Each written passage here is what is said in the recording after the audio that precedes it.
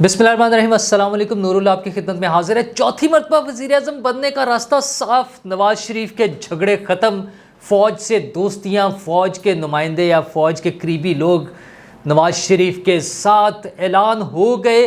21 तारीख को आने का ऐलान शहबाज शरीफ ने क्या अकेले अकेले कर दिया, जैसे उन्होंने पहले 15 तारीख दी थी। वीडियो लीक भी आ गई है और दूसरी तरफ इशारे बड़े क्लियर हैं, चीज़ें साफ़ होती जा रही हैं और ज़ाहिर है जिनके दिल पे छुरियाँ चलनी हैं उनके दिलों पे छुरियाँ भी चल रही हैं कि ये हो क्या रहा है। मैंने पिछली वीडियो में भी जिक्र किया था कि खान साहब तो आउट होते जा रहे हैं सीन से, लेकिन ये नया सीन अचानक इतनी तेज़ी से क्यों तब्दील हो रहा है। और दूसरी तरफ निगरान वज़ीर आज़म जनाब काकड़ साहब और निगरान वज़ीर आला पंजाब मोहसिन नकवी साहब, वो नवाज शरीफ साहब के मुस्तकबिल के बारे में क्या खबर दे रहे हैं। थोड़ी सी डिफरेंट बात हो रही है जो हम सामने नज़र आ रहा है उससे। बहरहाल कल शहबाज शरीफ साहब ने ऐलान किया कि नवाज शरीफ साहब 21 तारीख को पाकिस्तान वापस आ रहे हैं। अच्छा, इस तरह के ऐलान जो कि पहले भी हो चुके थे, पहले 15 सितंबर का हुआ था, बल्कि मतलब 17 सितंबर से पहले 16 सितंबर को मौजूदा चीफ जस्टिस साहब जनाब उमर अता बंदयाल साहब की छुट्टी होनी है, मतलब वो रिटायर हो जाएंगे, उनकी छुट्टी का मतलब ये है। तो उसके करीब करीब आ रहे थे, फिर पता चला कि नहीं वो अक्टूबर में आएंगे, फिर 15 अक्टूबर की तारीख आई और फाइनली अब 21 अक्टूबर की तारीख वज़ीर आज़म, साबिक़ वज़ीर आज़म शहबाज शरीफ साहब ने अनाउंस की है। अच्छा, उसमें एक पहला ख्याल तो ये था कि शायद ये इस मरतबा फिर शहबाज शरीफ साहब की तरफ से अनाउंसमेंट है और सब लोग ऑन बोर्ड नहीं हैं, लेकिन सब ऑन बोर्ड हैं।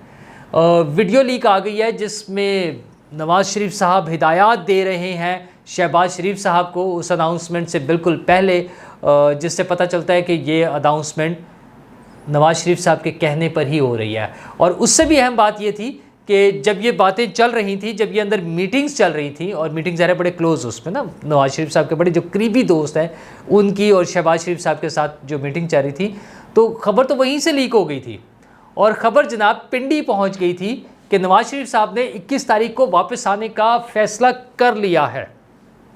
तो लंदन से पहले ख़बर इस्लामाबाद, बल्कि पिंडी से, आप समझे ना कि पिंडी का क्या मतलब है, तो ख़बर पहले पिंडी से आ गई थी कि नवाज शरीफ साहब ने 21 तारीख को आने का फ़ैसला कर लिया है। और फिर बाद में फॉर्मल ख़बर भी वहाँ से आ गई। तो ज़ाहिर है वहाँ पे जो लोग बैठे थे, जो दोस्त हैं, जो सबके दोस्त हैं, दोनों तरफ दोस्त होते हैं ना, ज़ाहिर है जिसको म्यूचुअल, बल्कि म्यूचुअल फ्रेंड्स जिसको कहते हैं ना, तो वो वहाँ पर मौजूद थे और ख़बरें आ गई थी। और हमारे दोस्त हैं इमरान शफकत साहब, उन्होंने भी ज़रा इसकी थोड़ी सी तफसील बताई है कि कैसे वाया पिंडी, लंदन से पिंडी, पिंडी से फिर पाकिस्तान, मतलब बाकी लोगों तक जो है ना खबर वो आई। तो ये खबरें आ गई हैं, लेकिन उसमें सबसे अहम चीज़ ये नज़र आ रही है कि नवाज शरीफ साहब के फ़ौज के साथ तलखियाँ, झगड़े, नाराज़गियाँ सब ख़त्म हो गई हैं। वहाँ पर जो उनके नवाज शरीफ साहब के दाएं और बाएं, बल्कि शहबाज शरीफ साहब के दाएं और बाएं उस अनाउंसमेंट के वक्त खड़े थे, वैसे तो वो ज़ाहिर नवाज शरीफ साहब के साथ ही थे सब लोग, ये सब लोग नवाज शरीफ साहब के साथ हैं, शहबाज शरीफ साहब समेत। बल्कि वो जो कहते थे ना शुरू से गुड कॉप बैड कॉप खेलना, कि एक भाई इस तरफ है दूसरा भाई उस तरफ है, वो बड़ी कामयाबी से, बड़ा सक्सेसफुली नून लीग ने उसको लेकर चलने का मुजाहिरा किया है। अब जब बिलावल भुट्टो जरदारी साहब और आसिफ जरदारी साहब के मुख्तलिफ नुक्ता नज़र सामने नज़र आ रहे हैं, तो वो उस पर भी कुछ लोगों का कहना यह है कि ये वही बैड कॉप गुड कॉप वाली गेम हो सकती है। पर शहबाज शरीफ साहब के दाएं और बाएं, एक तरफ तो खड़े थे ख्वाजा आसिफ साहब और दूसरी तरफ खड़े थे मलिक अहमद साहब। अच्छा, ये दोनों साहिबान, मलिक अहमद साहब जो हैं उसमें बाजवा साहब के दौर में, ज़ाहिर है जब बाजवा साहब आर्मी चीफ थे, तो वो फ़ौज और नून लीग के दरमियान जो ब्रिज का किरदार था वो मलिक अहमद साहब थे। हुकूमत की तब्दीली, अदम एतमाद का टाइम, अदम एतमाद के बाद हुकूमत बन जाना, फिर जो निगरान हुकूमत का क़याम अमल में आया, उसके बाद निगरान हुकूमत और नून लीग के दरमियान भी जो ब्रिज था वो मलिक अहमद साहब ही थे। वो तमाम मामला, चूँकि उनकी बहुत ज़्यादा दोस्ती थी मलिक अहमद साहब की बाजवा साहब के साथ, तो ये सारा मामला वहाँ पर चलता रहा। खैर उसके बाद जो हुआ वो पहले से, मतलब उससे पहले भी ना, मैं अदम एतमाद की बात और उस ज़माने की भी बात कर रहा हूँ जब ये सारी चीज़ें चल रही थी। तो उस दूसरा ख्वाजा आसिफ साहब हैं, बाजवा साहब को जो एक्सटेंशन दिलवाने के लिए कन्विंस करने वालों में ख्वाजा आसिफ साहब भी शामिल थे। तो यही वजह है कि आपने देखा कि पार्लियामेंट के फ्लोर पर खड़े होकर शहबाज शरीफ साहब ने बाजवा साहब का शुक्रिया अदा किया था। और हम जैसे जज्बाती लोग बाज़ कह रहे थे, मेरे जैसे, कि यार ये ज़्यादती है कि अगर शहबाज शरीफ साहब उनका शुक्रिया अदा करें। और मैं अभी भी मेरा पॉइंट ऑफ व्यू वही है कि जो सारी खराबियाँ थी उनकी जड़ अगर बाजवा साहब थे, और मेरे ख्याल में थे बड़ी बड़ी जड़, तो अगर उन्हें सज़ा नहीं दी जाती और उनके साथ कॉम्प्रोमाइज़ कर लिया जाता है तो मुस्तकबिल में फिर वैसे ही एडवेंचर्स दोबारा होते रहेंगे जो बाजवा साहब ने किए थे। इसके लिए ज़रूरी है कि बाजवा साहब, फैज़ साहब, साकिब निसार साहब, आसिफ सईद खोसा साहब, उससे पीछे चले जाएँ राहिल शरीफ साहब, ज़हीरुल इस्लाम साहब, कियानी साहब, पाशा साहब, इस सारी साजिश के जितने भी ताने बाने हैं उनको इकट्ठे करके जितने कैरेक्टर्स हैं उनको कानून के कटहरे में खड़ा करना चाहिए, अदरवाइज़ ये मामला ठीक नहीं होंगे। बहरहाल नवाज़ शरीफ साहब और शहबाज शरीफ साहब को मुबारक हो कि उनके साथ ये सब लोग मौजूद हैं। बल्कि ताज़ा तरीन और सबसे अहम चीज़ तो उसमें मोहसिन बेग साहब है। मोहसिन बेग साहब मौजूदा आर्मी चीफ़ साहब के बड़े करीबी दोस्त समझे जाते हैं और उनकी एक तस्वीर जो वायरल हुई थी आर्मी चीफ़ के साथ, अगरचे ख़बरें ये आई कि आर्मी चीफ़ ने उसे पसंद नहीं किया उस तस्वीर की रिलीज़ को। ज़ाहिर उनके दोस्त थे, लेकिन उनका ख्याल ये था कि ऐसी तस्वीर रिलीज़ नहीं होनी चाहिए, जो ख़बरें आई हैं पता चला है। और यही वजह है कि वैसे तो लोगों ने शोर मचाया कि शायद मोहसिन बेग साहब को निगरान सेटअप में कोई अहम ओहदा वज़ीर आज़म से शुरू हुए थे और कुछ ना कुछ मिलेगा, लेकिन वो कहीं भी नहीं थे। लेकिन बहरहाल अगर वो दोस्तियाँ हैं, कोई ताल्लुक़ है, तो उनका भी नवाज़ शरीफ साहब के साथ जाकर बैठना मानी खेज़ है। मानी खेज़ क्या, बड़ा क्लियर है। क्लियर ये है कि नवाज़ शरीफ साहब के अब फ़ौज के साथ कोई मामला मसाइल नहीं है, झगड़ा कोई नहीं है। अच्छा, फ़ौज जब अपने आप को ए पोलिटिकल या न्यूट्रल होने का डिक्लेयर करती है तो फिर ठीक है, फिर वाकई झगड़ा तो किसी के साथ भी नहीं होना चाहिए, फिर वो चाहे नवाज़ शरीफ साहब हों, चाहे बिलावल भुट्टो जरदारी हों, चाहे कोई भी। हाँ, इमरान खान एक डिफरेंट केस है, क्योंकि इमरान खान के ख़िलाफ़ जो 9 मई वाला मसला है वो एक बिल्कुल टोटली डिफरेंट चीज़ है ना। उसकी बेस पे वो झगड़ा कह लें, वो कानून के मुताबिक उनसे डील करना समझ लें, जो भी समझ लें, वो तो अब उसको फेस करना पड़ेगा, उन्हें तो वो म्यूज़िक फेस करना पड़ेगा। और मुझे नहीं लगता कि वो अगला जो इलेक्शन है 2024 फरवरी प्रॉब्ली हो, तो उसमें उनका कोई ख़ास रोल होगा।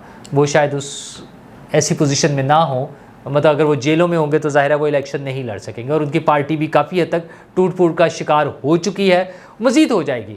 अच्छा, पब्लिक सपोर्ट, बहुत से लोगों का ख्याल है कि अभी उनके पास बहुत बड़ी पब्लिक सपोर्ट है। अच्छा, वो कितनी बड़ी है, कितनी छोटी है, ये तो इसका जो नतीजा है वो तो इलेक्शन की सूरत में ही सामने आएगा।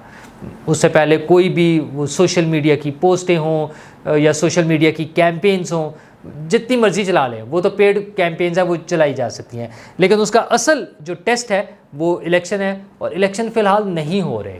मियां नवाज़ शरीफ साहब की 21 अक्टूबर को आमद का मतलब ये है कि इलेक्शन नवंबर में मुश्किल है, मतलब नून लीग की तरफ से भी। और अभी तक नून लीग ने इस हवाले से कोई ख़ास शोर मचाने वाला काम नहीं है उनका कि 90 दिन में कराने हैं, फौरी कराने, कोई ऐसे मामला नहीं है उनका ये इशू नहीं है। ये इशू सिर्फ बिलावल भुट्टो जरदारी साहब का है।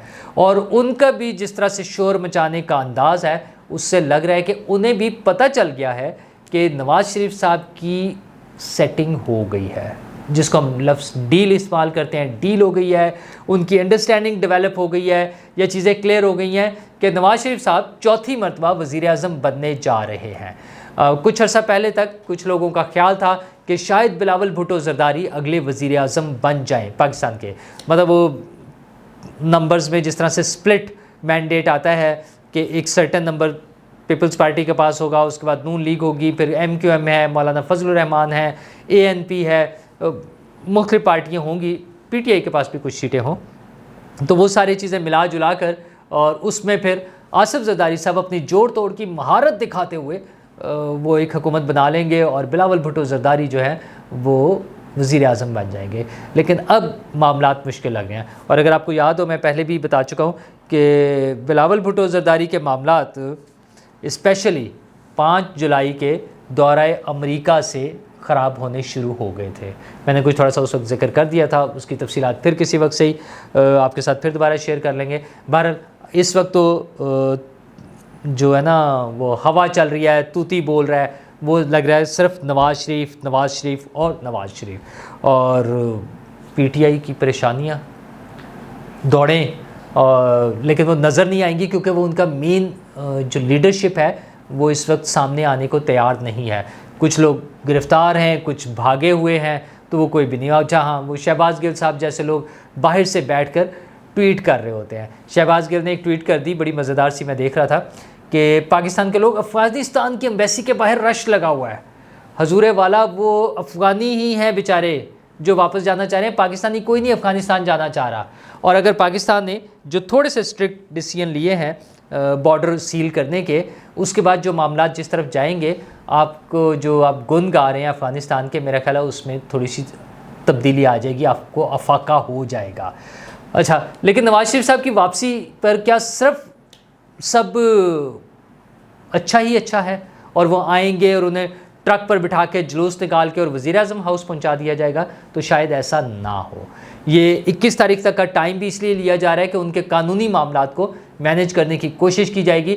लेकिन निगरान वज़ीर-ए-आज़म काकड़ साहब और निगरान वज़ीर आला मोहसिन नकवी साहब का तो कहना यह है कि उन्हें कानून का सामना करना पड़ेगा।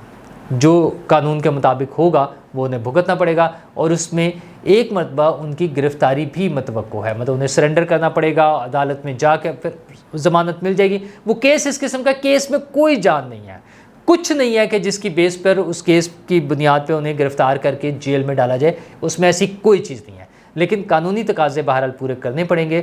ये मैंने आपको आज से 10-15 दिन पहले भी खबर दी थी कि ये डिसाइडेड है कि वो एक मरतबा आकर कानून को फ़ेस करेंगे।